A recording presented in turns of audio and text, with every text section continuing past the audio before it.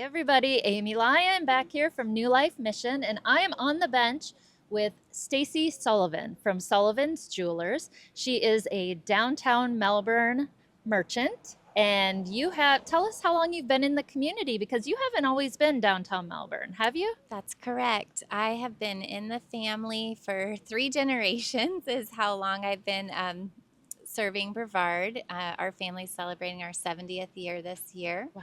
So my grandparents came in 1955, and I have had stores in 2 other locations, but now we're downtown to stay for quite a long time, for 5 years. Okay, wonderful. So, lots of jewelry. People want to buy Christmas gifts. Great place. Um, Why don't we just jump right into it? I mean, we all know why we're out here. We're talking about homelessness. I'm so glad you brought the therapy dog. This is Yeah, Soph, she's everybody. comforting. Yeah. So let's talk about homelessness in downtown Melbourne. What are you seeing? And yeah, just go for it. Well, I mean, we're pretty fortunate. On my road, it was connected to the Daily Bread on Waverly Place. And I feel like, for the most part, the homeless have been very respectful. And occasionally, because we have a covered back porch area, we do get some people getting out of the weather back there. But usually, when we talk to them about it, they come up with another solution of where they could stay. And I don't know. There's a lot of familiar faces that I see when I walk my dogs. Okay. What are you hearing from your neighbors? I mean, I guess it's always a concern just because we want to make sure that everyone's safe. Mhm. That's the biggest key. But for the most part, we're a community and we just try to uplift each other. And one of my favorite homeless people was Arthur. He was here for many years, and I don't know, he was just such a kind soul that it kind of made me feel a little bit more comfortable knowing that we're all humans and we're all Mhm.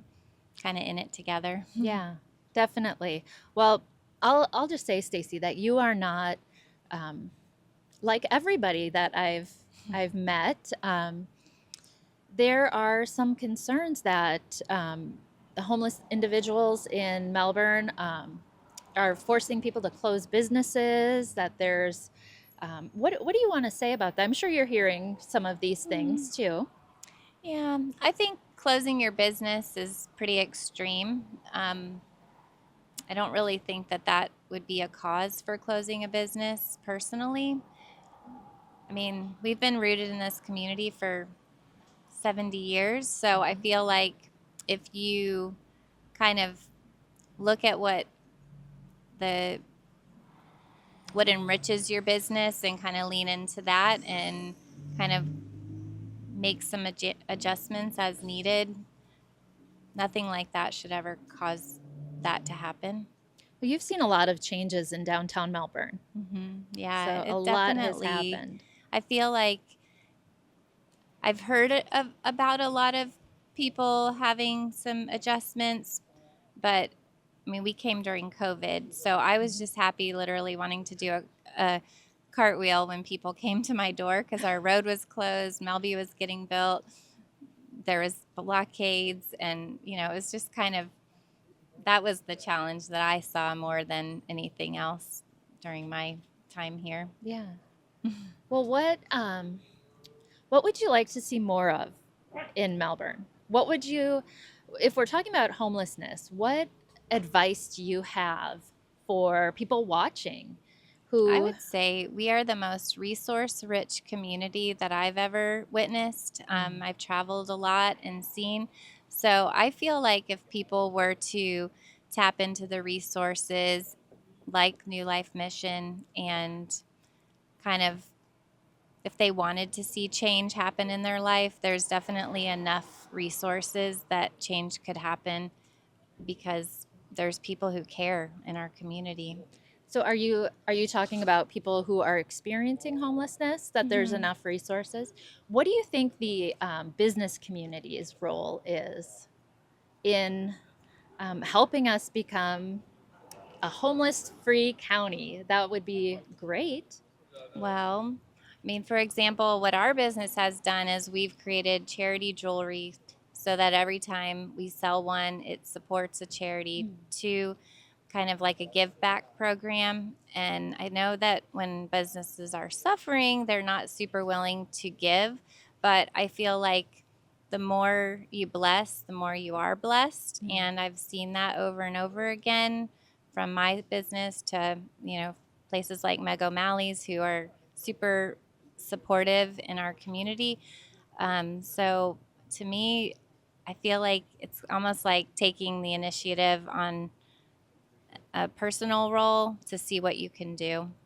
And educating, right? Educating yourself. There's a lot of resources out there. And Definitely. if you're a business, we would love to have you come down. We've got space. Come down on the bench. Tell us what you're seeing, what ideas you have, what solutions.